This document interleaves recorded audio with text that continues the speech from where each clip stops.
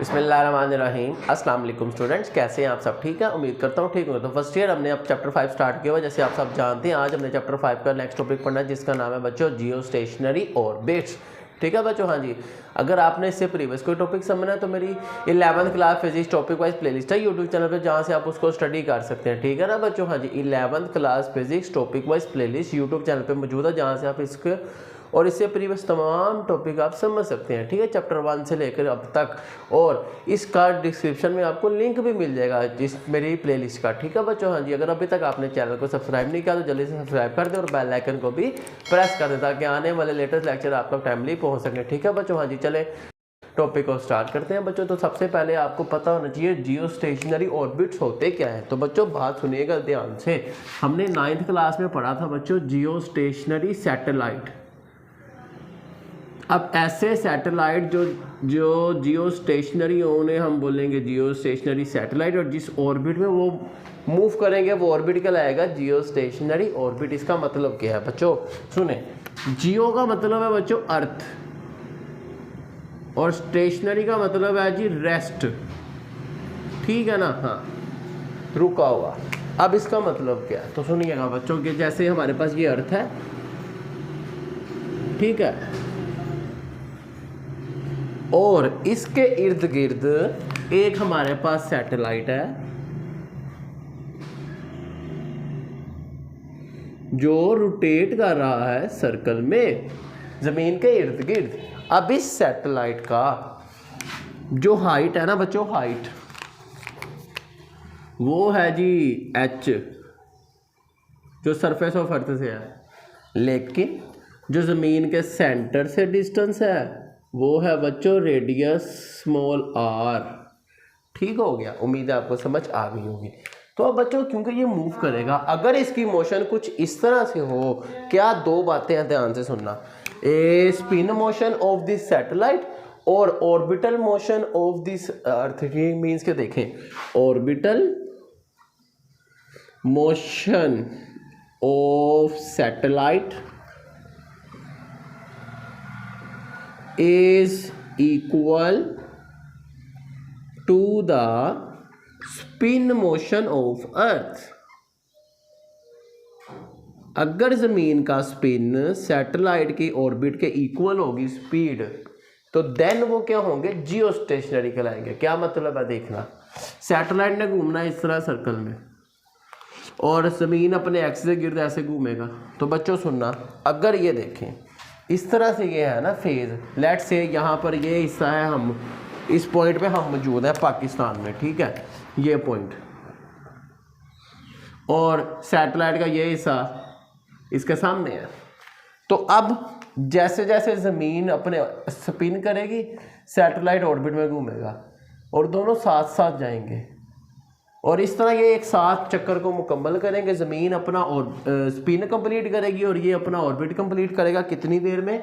24 hours में। तो इस तरह बच्चों हम इसे कहते हैं ऐसा सैटेलाइट जो ज़मीन के लिहाज से रेस्ट में हो, whose motion is at rest with respect to earth are called geostationary satellite। और वो जिस ऑर्बिट में रोटेट करेंगे, मूव करेंगे, वो ऑर्बिट कहलाएगा जियो स्टेशनरी ऑर्बिट। ठीक है, हाँ। whose motion is zero with respect to earth, whose motion is zero with respect to earth। जमीन के लिहाज से अगर किसी सैटेलाइट की मोशन जीरो हो, इसका मतलब है वो जियो स्टेशनरी सैटेलाइट है, और वो ऑर्बिट जियो स्टेशनरी ऑर्बिट कहलाएगा। ठीक है, हाँ जी, याद रखिएगा। ठीक हो गया बच्चों, हाँ। अब हमने फाइंड करना है बच्चों इसका ये रेडियस, कितना डिस्टेंस है इसका ज़मीन के सेंटर से, किसका? सैटेलाइट का। ठीक है, हमने फाइंड करना है जी, we have to find the distance of, find the distance of geostationary orbit, geostationary satellite जो कितना है जी, स्मॉल आर, ठीक है ना, ये हमने लिया स्मॉल आर। चले बच्चों, अगर आपको याद हो हमने जियो स्टेशनरी सैटेलाइट की स्पीड निकाली थी, ऑर्बिटल स्पीड, वो प्रीवियस टॉपिक था, वो ये था Gm/r। ओके बच्चों, उम्मीद है समझ आ गई होगी। अब अगली बात, इसी तरह आपने एक फार्मूला ये पढ़ा है V = S/T। अब क्योंकि S क्या है, पूरा 2πr है और T की जगह हम लेंगे कैपिटल T। तो बच्चों ये हमारी equation 1, this will be our equation 2, ठीक है। अब हमने दोनों को क्या करना है, कंपेयर करना है। तो कंपेयर इक्वेशन 1 एंड 2, दोनों को कंपेयर करेंगे हम। तो कंपेयर करने से ये एक तरफ तो आ गया Gm/r, एक तरफ आया जी 2πr/T। तो अब ये देखिए यहाँ पे स्क्वायर रूट है, ख़त्म करने के लिए स्क्वायर लेंगे, टेकिंग स्क्वायर बोथ साइड। तो ये देखिएगा बच्चों, हमने यहाँ पर लेना है स्क्वायर दोनों तरफ। तो जब स्क्वायर लिया तो यहाँ पे स्क्वायर इस रूट से कैंसिल हो जाएगा, ये देखें, मतलब यहाँ बचा हमारे पास Gm/r और इधर हमें वापस बचा इन सब का स्क्वायर, 2 का स्क्वायर 4, पाई का स्क्वायर पाई का स्क्वायर, r का स्क्वायर r स्क्वायर, और ये जो t है इसका भी स्क्वायर। अब हमने निकालना है ये रेडियस। तो देखिएगा, इस r को एक तरफ कर लें, ये r यहाँ डिवाइड इधर आके जी मल्टीप्लाई, बाकी ये सारी वैल्यू इधर आके, ये t डिवाइड है इधर आके मल्टीप्लाई, 4π मल्टीप्लाई इधर आके डिवाइड। ओके, ये मल्टीप्लाई होके r की 3 हो गया, तो ये बना Gmt²/4π²। अगर आपने इस क्यूब को ख़त्म करना है, आप लेंगे cube root, taking cube root both side.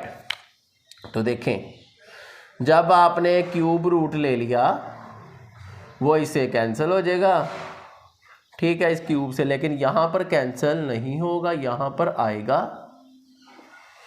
और इस तरह से हमारा ये r फाइंड हो गया। कितनी वैल्यू आई बच्चों हमारे पास r की,